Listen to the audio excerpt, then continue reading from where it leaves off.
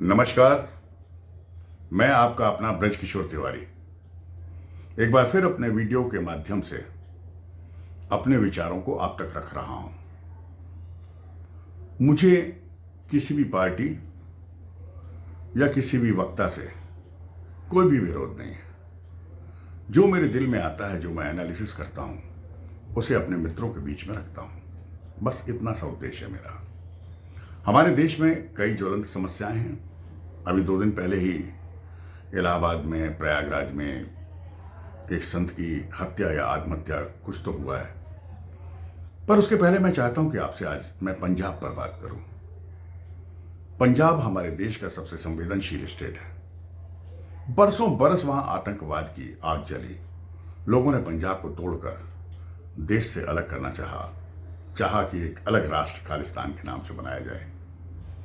पर ना हमारे देश का संविधान और ना ही वर्तमान प्रधानमंत्री इस बात को मानने को तैयार है और ना ये संभव है। फिर भी अगर आप देखें तो पाकिस्तान और चाइना की चाल हमारे यहां के स्लीपर सेल तरीके से लागू कर रहे हैं। हम स्लीपर सेल उसको ही क्यों बोले जो एक मामूली से बंदा एक पिस्टल लेके आया हिंदुओं को मारने के लिए।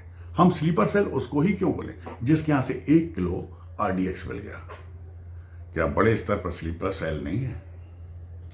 पत्रकारों में, पुलिस में है, हमारे समाज में और तो और राजनेताओं में भी हैं, जो कभी कभी अपना कलेवर आपको दिखाते रहते हैं।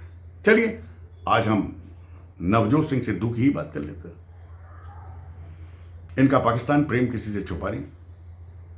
सभी जानते हैं कि वहां जाके वो किस तरीके से वहां के उस सेनाध्यक्ष को गले लगाते हैं जो हमारे हजारों सैनिकों का कातिल है।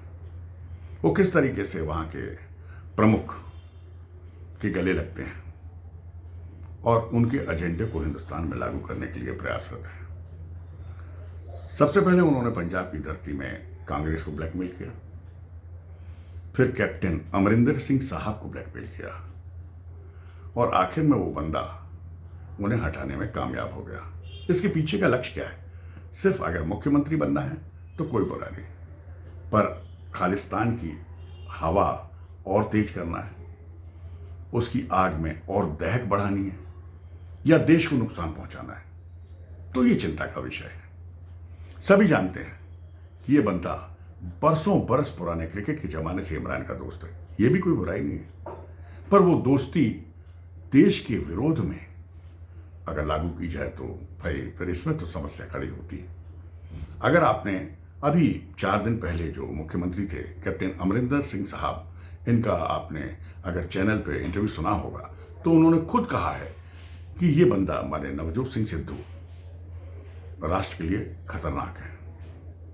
उन्होंने कहा कि उन्होंने कई बार उसको मना किया कि प्रो पाकिस्तानी बातें ना करें, पर वो मानता नहीं। उन्होंने ये भी कहा कि तकरीबन 200 ड्रोन तो उन लोगों ने पकड़े पंजाब में जो पाकिस्तान से आए, जिसमें ड्रग्स थे, AK-47 थी, RDX था, सब था। पर उन्होंने ये कहा कि ये कम से कम 500 होंगे।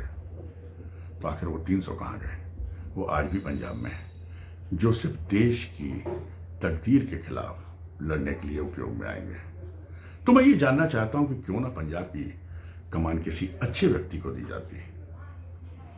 कैप्टन नवजोत सिंह सिद्धू के खिलाफ जो बोल रहे हैं, ये सारी बातें उन्होंने केंद्रीय एजेंसियों को भी बताई हैं, वो भी सक्रिय हैं।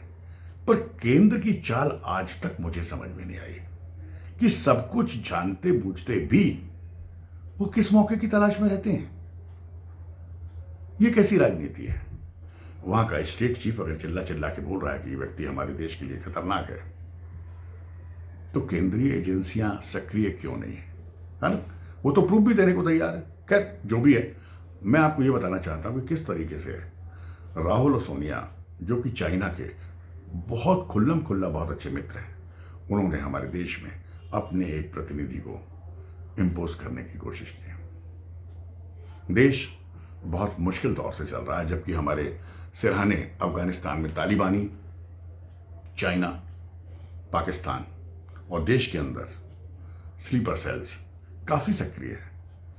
यह अलग बात है कि हमारी सेना और हमारे प्रधानमंत्री, हमारे गृह मंत्री भी कह सकते हैं, काफी सशक्त हैं, जो इन सारी चीज़ों से आंखें मिलाकर सामना कर रहे हैं। पूरा विश्व भी इस समय हमारे देश को समर्थन कर रहा है, पर कभी ना कभी हमें इन मुश्किलों का सामना तो करना ही होगा।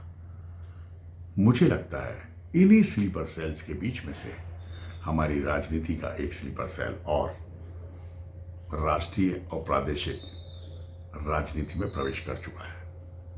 उस पर नजर रखना बहुत ज़रूरी है, वरना हमारे देश को और हमारे देश के सबसे प्यारे प्रदेश पंजाब को काफ़ी नुकसान उठाना होगा। सोचिएगा जरूर। नमस्कार।